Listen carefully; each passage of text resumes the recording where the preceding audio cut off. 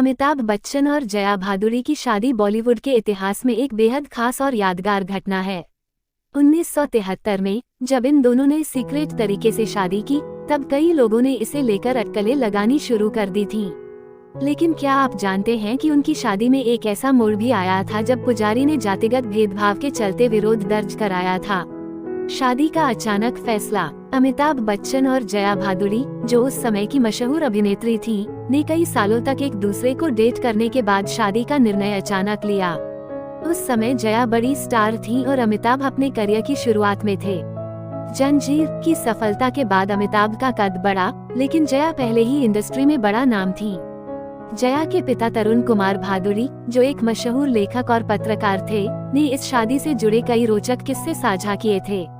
उन्होंने 1989 में illustrated weekly off India में एक लेख लिखा, जिसमें उन्होंने उस समय की परिस्थितियों और शादी के दौरान आई चुनौतियों का जिक्र किया।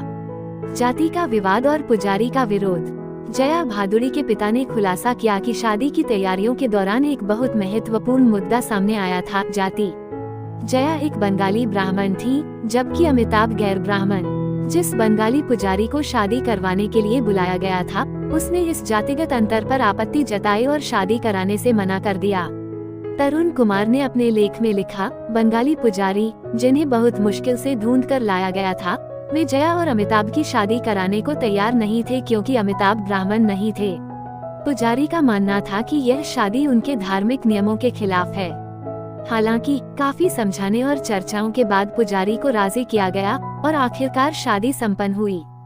शादी की रस्में और सीक्रेट वेडिंग। जया और अमिताभ की शादी बेहद सादगी से परिवार और करीबी दोस्तों के बीच हुई थी। जया की मां चाहती थी कि शादी बंगाली रीति रिवाजों के अनुसार हो, लेकिन समय की कमी और पुजारी की मुश्किलों ने इसे चुनौतीपूर्ण बना दिया। शादी की रस्में रात भर चलती रहीं और फिर अगले दिन कपल लंदन के लिए रवाना हो गया। तरुण कुमार भादुड़ी ने लिखा, अमिताभ ने बिना किसी को ठेस पहुंचाए सभी रीतियों को पूरे सम्मान के साथ निभाया। शादी के बाद मैंने भोपाल में एक रिसेप्शन आयोजित किया, जहां भी अमिताभ ने वही किया जो उनसे कहा गया था। अफवाहों का खंडन। शादी के बाद कई अफवाहें उठी कि जया के माता पिता इस रिश्ते के खिलाफ थे।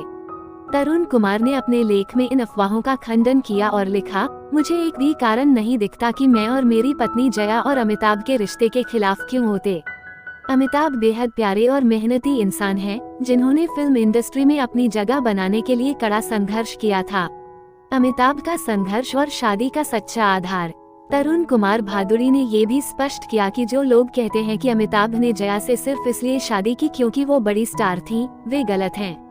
उन्होंने कहा, अमिताभ ने जंजीर की सफलता का इंतजार किया, लेकिन अगर ऐसा नहीं होता तो भी जया उनसे शादी करती। जया चंचल स्वभाव की नहीं है, वो एक दृढ़ निश्चयी महिला हैं और अपने फैसले में बहुत स्पष्ट थीं। ये कहानी सिर्फ एक फिल्मी कपल की शादी की नहीं है, बल्कि यह बताती है कि कैसे समाज के विभिन्न पहलुओं के बावजूद प्यार और आपसी सम्मान किसी भी बाधा को पार कर सकता है।